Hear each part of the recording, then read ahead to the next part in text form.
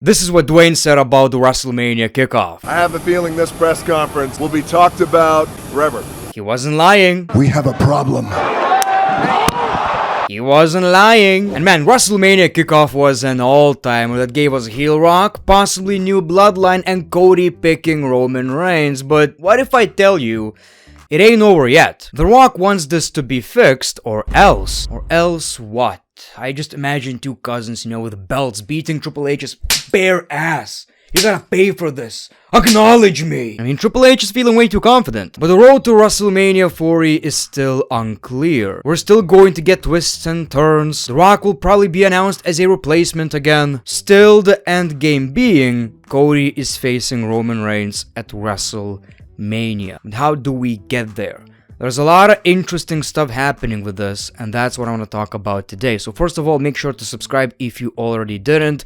We're gonna cover this shit, man. The road to WrestleMania is gonna be wild, so if you click that like button, subscribe if you already didn't, much appreciated. I absolutely loved what we got during WrestleMania 40 kickoff. It's all over the place, it feels real, everybody is pissed, and it will definitely keep us at the edge of our seats. If all of this was planned, they're geniuses. If it wasn't planned, well, good save, Dwayne. This segment did so much because it almost feels like we're entering a new era. The Rock is on the board of TKO, Vince is out, Brock is out, and maybe that's what we're going to see more in the WWE, this UFC type of shit where it feels almost real. And even though we were all pissed about this in the beginning, I gotta be honest right now, I'm here to enjoy the ride.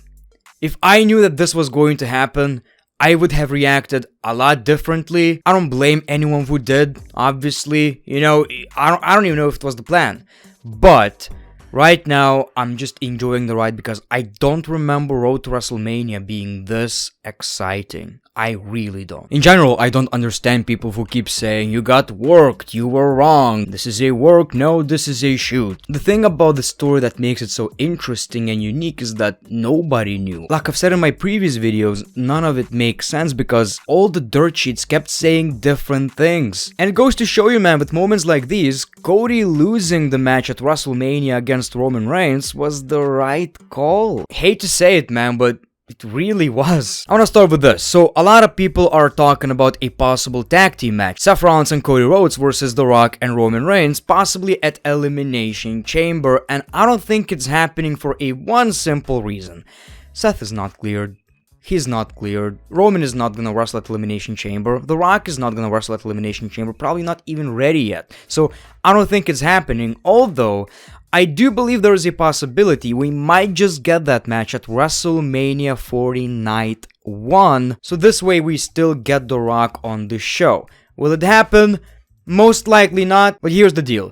We have no idea how WWE are going to change it up. What I appreciate about this is that it seems like The Rock doesn't care that he's getting booed. He's here to draw money, and oh my god, he did. I can even honestly tell you from experience, I've been making YouTube videos since like 2012-13. I've never seen anything like this in terms of views or anything really. It's wild how invested people are, and I was like, am I making 2 videos about this? At the end of the day, if I made 3 videos about it, you still keep watching, you're interested in the story, and might even want to hear my opinion on this. So the most important thing to me is you guys enjoy it. I love making it. Thank you, Rocky, for the ride, I guess. What's also interesting is that it seems we might be getting the new bloodline, which is so crazy because now Roman Reigns looks like second, honestly. I don't know how to explain that, but take a look at this video, for example.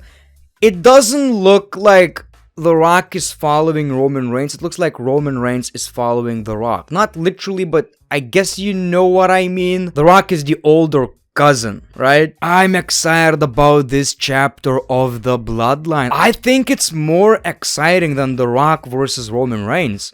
These two being in the bloodline, possibly then, later, next year possibly, fighting over who's the head of the table. I brought chicken. I brought pork. I brought bread too. What's also interesting is that WWE acknowledged that The Rock has a lot of power in the WWE, so maybe he's going to be like an authority figure. And here's the deal. I don't know what's gonna happen again, but so many possibilities. Maybe The Rock is going to abuse his power, and we're going to get this dynamic between Roman Reigns, and The Rock who's an authority figure, Triple H and Cody. Triple H was also an authority figure. This could get absolutely out of hand in the best way possible. And I do have an idea, a prediction, whatever you want to call it. I think there is a possibility we might get Cody fired from the WWE because The Rock is pulling all the strings. You know, Triple H's hands are tied and he has to say, Cody, this is out of my control. Now, you guys obviously understand he's not actually being fired and he's going to still main event WrestleMania, but this could be a really interesting story progression. Then we see Cody through the crowd still fighting and he pisses off these guys so much that somehow he still gets the match. This could be the greatest television in pro wrestling in a very, very long time. And this is what people need to understand. This ain't over. Like, it's just the beginning. This was a plot twist, and we're going to see a lot more of this. Now, when it comes to WrestleMania 40, I have no idea how we get to that. Like I've said, a tag team match is possible night one, but I do feel like The Rock is wrestling, right? So it's gonna be interesting. I'm not gonna speculate on that because obviously it's a bit hard now. We don't know whether The Rock is going to turn on Roman Reigns during that time.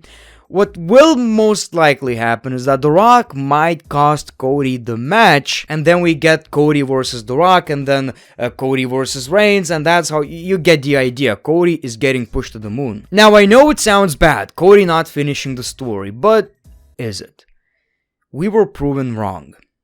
Not the first time. And to me, it's like, I'm gonna be pissed a little bit. You know, Mark inside me is gonna scream, "Ah! Ah! This was like the time Daniel Bryan was eliminated from the Royal Rumble!" That's how I'm gonna feel. But I think there is a bigger story. I think there is a long story. And if WWE are gonna keep on doing what they did during the kickoff, I'm just here for the ride, man. My trust for the WWE, for Triple H, grew just a little bit. I'm still a little pessimistic, you know, I'm worried that Cody might not get the match. But at this point, how? At this point, just seriously, how? An interesting thing that Seth Rollins said during this brawl: I don't give a shit if you're on the board. You don't get to do whatever you want. So this kind of proves we're going to see The Rock as a kind of an authority figure. Basically, he can do whatever the fuck he wants.